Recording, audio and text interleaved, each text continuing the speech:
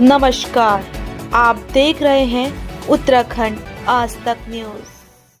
उत्तराखंड सरकार द्वारा शुरू किए गए खेत बचाओ अभियान के तहत आज सहसपुर क्षेत्र के ढाकी गांव में कृषि कृषक कल्याण एवं सैनिक कल्याण मंत्री गणेश जोशी ने किसानों के साथ संवाद किया। इस दौरान उन्होंने किसानों को प्राकृतिक खेती, आधुनिक कृषि तकनीकों तथा सरकार द्वारा संचालित विभिन्न कृषि योजनाओं की जानकारी दी।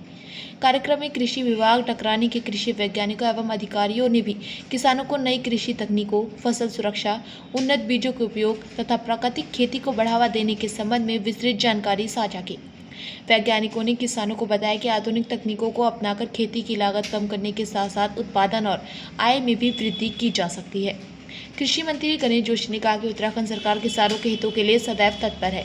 उन्होंने बताया कि खेत बचाओ अभियान के माध्यम से प्रदेश भर के किसानों को खेती की नई तकनीकों और सरकारी योजनाओं की जानकारी दी जाएगी, जिससे ग्रामीण क्षेत्रों के किसान भी आधुनिक कृषि पद्धतियों का लाभ उठाकर अपनी उपज और आय में वृद्धि कर सकें।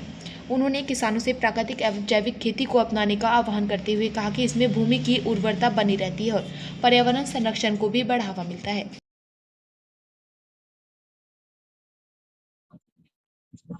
भारत को आजाद हुए 75 साल हो गए। आज भी 70% से हमारी आबादी गांव में रहती है। किसान खेती करते हैं और उससे अपना गुजारा बसर करते हैं, अपनी इनकम करते हैं।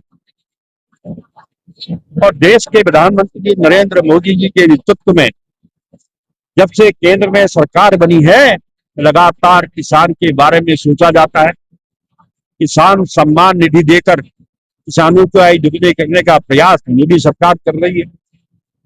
और आज हमारे कृषि मंत्री आदरणीय शिवराज सिंह चौहान जी ने जब से इस विभाग को संभाला है, एक रफ्तार इस विभाग को दी है। अभी हमने पूर्व में निश्चित कृषि संकल्प यात्रा निकाली थी। हमने कहा लैब टू लैंड। पहले क्या होता था, भूमि की टेस्टिंग लैब में होती थी। हमने कहा वैज्ञानिक किसान के खेत में जाएगा तो वहीं पर उसकी टेस्टिंग करेगा। आज लाखों किसानों ने उसका लाभ लिया है और आज 1 तारीख से लेकर 30 तारीख तक खेत बचाओ अभियान की शुरुआत हमने आज यहां से की है।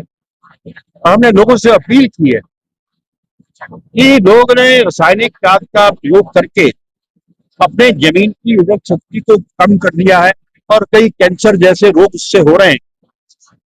ऐसे में प्राकृतिक खेती को करना बहुत जरूरी है। उसके लिए हमारी सरकार पूरी मदद कर रही है। बीज हम दे रहे हैं, खाद हम दे रहे हैं। हमने किसानों से कहा और किसानों ने आज संकल्प लिया है, नहीं तो आज हमारी आने वाली पीढ़ी हमारा भविष्य में माफ नहीं करेगा।